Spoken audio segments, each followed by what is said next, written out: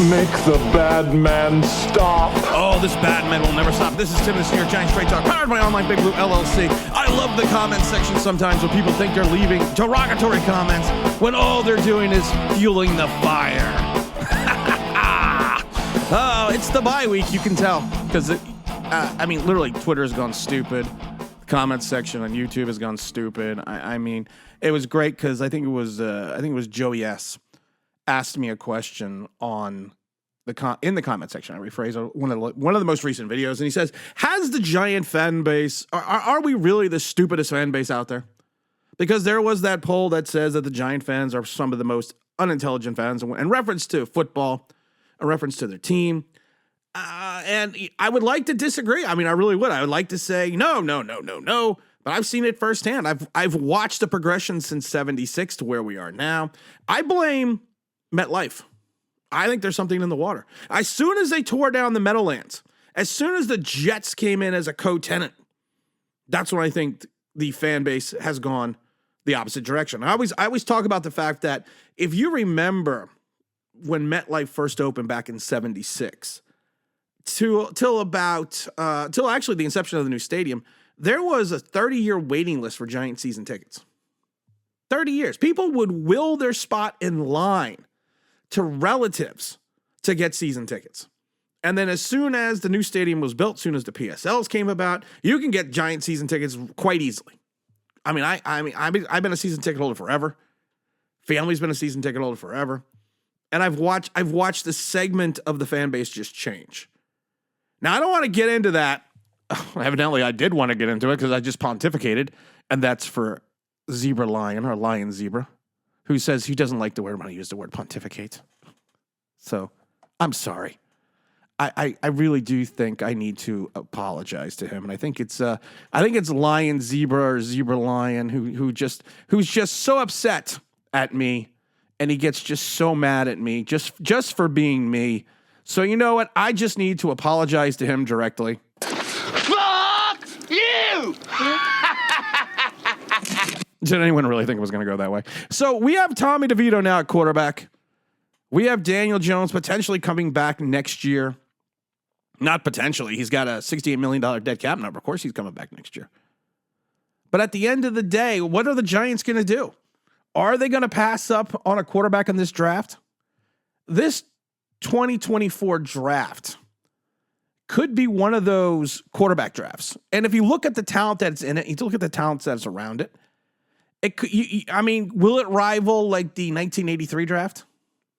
Will it rival the 2004 draft? It could, because there is so much talent in this draft. Now, like I said, Tommy, you know we love Tommy. Jersey Shore Tommy. Wait for the beat to drop.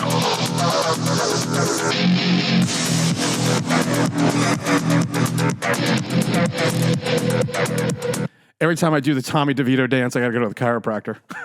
We all love Tommy. Tommy's such a great story. But is it going to be like The Who's Tommy, where all of a sudden things just go horribly wrong? Well, actually, The Who's Tommy, that things did not go horribly wrong. And that rock opera. That deaf, dumb, and blind kid sure plays a mean pinball. Yes, I know hip hop, and I know Tommy. Tommy, can you hear me? But we cannot rely on the essence of Tommy DeVito to be the quarterback in 2024. If Daniel Jones is going to be the starter, we can't rely on that. We can't, because we don't know how he's going to respond to the surgery.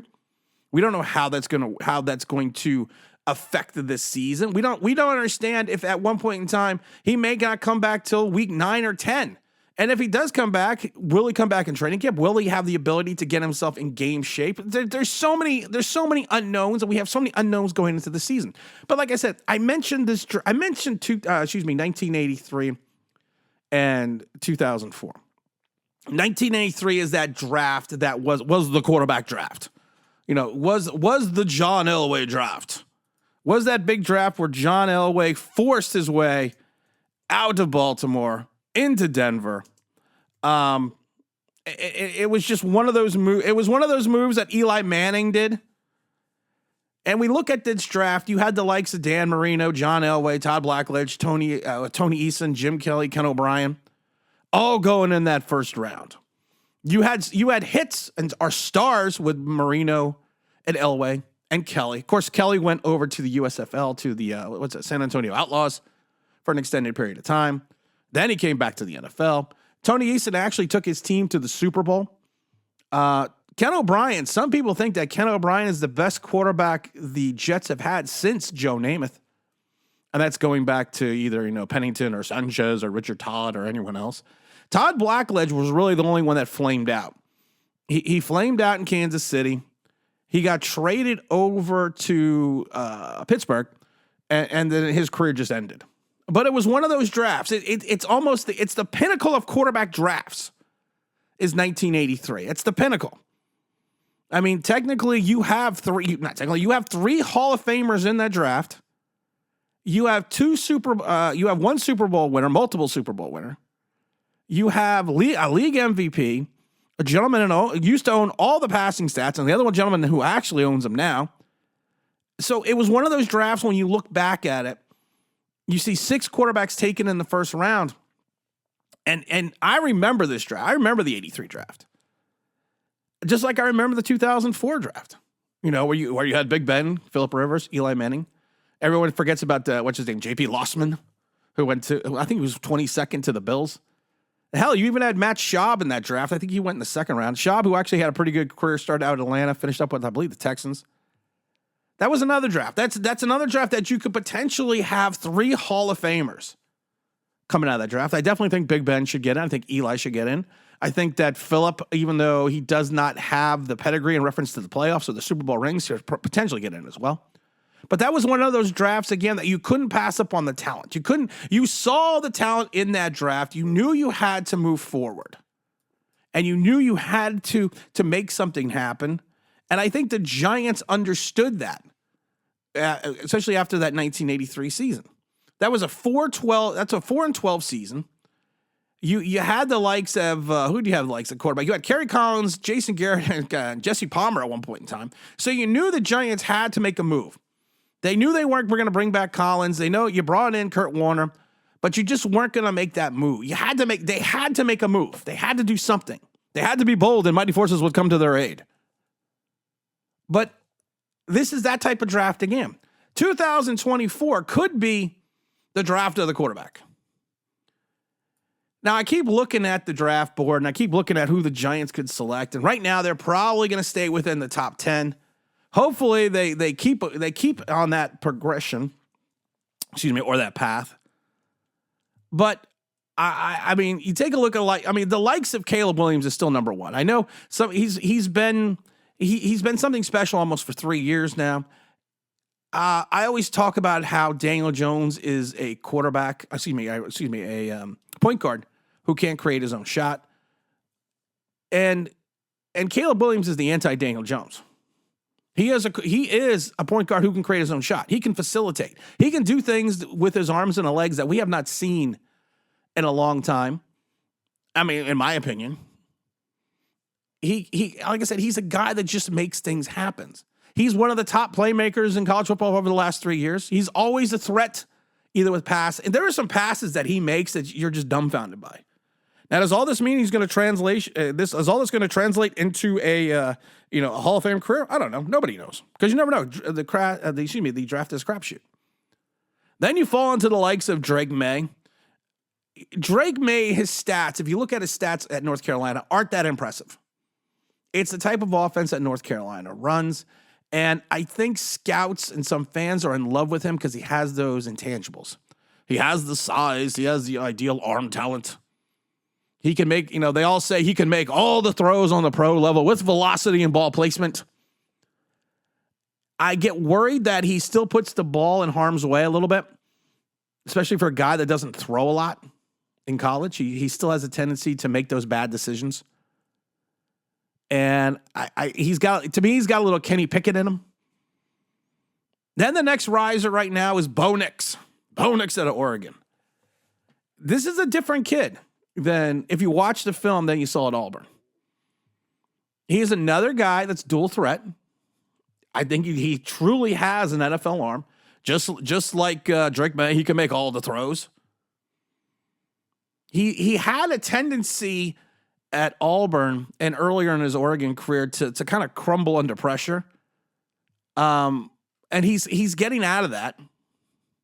And he's one of those guys that kind of reminds me of Daniel Jones. He senses pressure that's not there.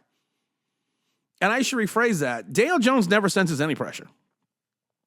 Bo senses pressure that isn't there. It's like he almost got it's almost the David Carr scenario with the Texans. He got hit a lot, and now he's seeing or feeling the pressure that's not there. And I get a little concerned about that with Bo Nix. The biggest guy that everyone's talking about right now is Jaden Daniels. And I've talked about this before. I've gone back and watched his film going to Arizona State. And he is, again, a guy that you literally see a progression.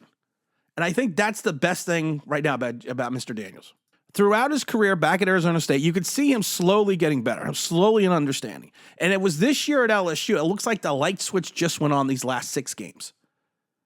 That he just, and any athlete will tell you, especially when you go to a different level, it sometimes takes time for the game to slow down for you. And it looks like the college game has slowed down so much for him that he's doing things that we have not seen in a long time in college football, especially at the quarterback position. Dual threat, 100%. He's going to get you a ton of yardage from line of scrimmage, either passing or throwing. I think he's got a little Justin Fields in him, but I think he's a little bit more athletic. He's got to kind of really one of the things I really liked about him also is he's focused on taking care of the ball this year. And he has one of the lowest turnover ratios right now in the nation. And he's been playing better under pressure. And honestly, if you look at it, like I said, I keep watching the film because everyone keeps talking about him. He's really pushing the ball down the field these last 6 games. And he's done it at a high level. He's not a one-time starter. He's not an Akiwi Smith we talked about before. He's not a Dwayne Haskins, RIP, who had that one big season, that one season starting. He's a guy that's been in the in college football for a while. So he's kind of getting it. At 185 pounds, he's definitely going to need to put some mass on, put on a little muscle, but I think he can. I think he has one of those frames. We've talked about that. And if the Giants were to select him, I would get it. I don't think he's a project. I think he's going to be ready. Is he pro ready? 100% pro ready? I don't know because nobody knows. But I will say this, he's not going to be a project picked. And if he came in and started day one and pressed in training camp for wherever team he lands, I'd be happy. The other gentleman I like is, of course, Michael Penix out of Washington. This is kind of, to me, like his really big season right now. And he's just one of those guys that has had injury issues. He's got listen, the kid's got top-end arm talent. I mean, he's got big talent with his arm. I think he's got – what worries me about Penix a little bit, he's kind of got a wonky throwing motion. Is it a Patrick Mahomes type style? No, Patrick Mahomes' throwing motion is the fact that he uses his arm in different angles to complete different passes. I think Penix just naturally has an unorthodox throwing style. And I worry about his lower body mechanics. But the kid, like I said, I always said this about throwing motions. If something's work, this is what I hate about certain when you talk about throwing motion. This is what I hate, especially when you go into the NFL. You have these people that try to change their throwing motion. Let's change his throwing motion. Let's make it more of a standard NFL throwing motion. Now imagine if you did that to Patrick Mahomes. I think a lot of times when you tinker with someone's motion, you really screw them up. Now I do worry, like I said, about his lower body mechanics, but like I said, the kid can bring it. The kid can chuck it. And I wouldn't screw with what he does because what he does and what he has done has made him who he is. I'm not as high on him, driving up the draft board. I still think he's going to be in the 20s. But he's another one I wouldn't be upset if the Giants picked. And of course, we want to talk about Deion's boy out of Colorado, Mr. Sanders Jr. It's not Junior, but I just like to call him that. Deion Jr. We'll call him Mini Neon. Jacksonville State to Colorado hasn't really skipped a beat. He looks great under pressure. He's one of the things that worries about me is I don't think he's got that big arm. I don't think he's got that top tier arm. I don't know. I'm not even sure if he has a second tier arm. And I'd be curious in the combine to see if he does have the ability to make all the NFL throws. But like I said, he's played well. He's played extremely well. Then everyone also talks about J.J. McCarthy. I don't like J.J. McCarthy. Again, J.J. McCarthy reminds me of Drake May. He's got the NFL intangibles without the college football success. They always say he can make all the throws on Sunday. Well, yeah, that's great. And he's got good velocity on the ball. I think he needs to improve his touch, but the problem is this: he doesn't pass enough. Like we've talked about with Jaden, he's a little bit slight of build. So he's another. I'm not high on JJ. I know some people are. I just don't see it. And I love it because people are all upset about it. People were crushing on Riley Leonard out of Duke. You know what's funny about Riley Leonard? He's athletic. He's tough. He's a good runner. I think he has a natural ability and a natural field in the passing game. He just of course went to Duke. So we all know about Duke quarterbacks. Go looking at Dave Brown and also looking at some other guy named Daniel Jones. He's now entered the transfer portal, and he's kind of looking at Notre Dame. But I think he needs to look at the cautionary tale known as Sam Hartman, who should have came out last year, who transferred to Notre Dame, and that did not go extremely well for him, Mr. Hartman. But he's not going to be out in the draft. And then who am I forgetting? Who am I forgetting? I'm forgetting something. I'm forgetting the kid out of Texas. I never remember his name. I do know he's another guy with a big arm, and he can make all types. They all say it again. He can make all those Sunday throws. He is another gentleman that's got kind of an unorthodox throwing motion. But the difference between him and Penix is he's got a very quick release. I think his deep ball accuracy is pretty good. Does he have the ability to place the ball where he wants to? I think he's very inconsistent. But again, this is college. These are certain things that can be taught. I think he's lower second round. And just remember this, guys. You don't have to take a quarterback in the first round. You can take a quarterback second round. You can take a quarterback in the third round. Hell, you can take a quarterback in the seventh round. But these are guys that, like I said, can Schoen really pass on this draft? Because you don't know what's coming down in 2025. You don't know what's coming down with day. And if you don't take a quarterback now, I'm not saying in the first round, maybe in the first straight, but if you don't take a quarterback now, and Daniel Jones flames out again in 2024, and are you really going to rely on him for year 7 in 2025? Oh, we're going to have a big stream on Sunday. Yeah, I know there's no game, but we're still going to have the Sunday stream. Make sure you stay tuned for that. And as always, don't forget to like. Don't forget to subscribe. Don't forget to ring that bell because you want to know why. That'll be awesome.